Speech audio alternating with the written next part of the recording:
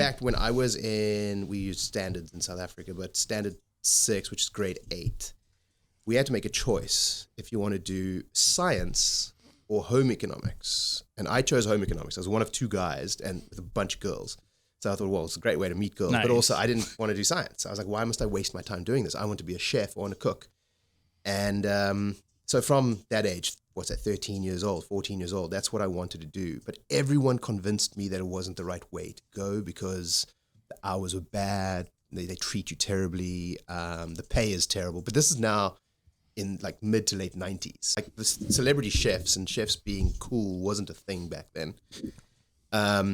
So I listened to that foolishly. And then when I moved to London many years later, I was working corporate and I just had the hankering to go back into food. I went to India and I backpacked through India, north, south. And I learned a lot about the culture, about the food, and that's why I love Indian food so much. And then obviously a year and a half or 2 years later, I left London and I spent on and off a year in Thailand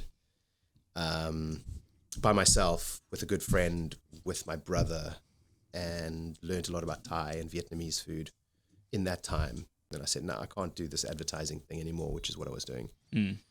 I mean, if I'd still been doing that, I may have made a lot more money, but, I'd probably be a lot sadder and I wouldn't be here. I mean, I ended up starting with a food stall in Cape Town where I had like a wok set up where I'd be cooking for people to order, kind of like they do in Thailand. And that eventually, after about a year, moved to a food truck, and I was one of the first 5 trucks in Cape Town, and I just really enjoyed it.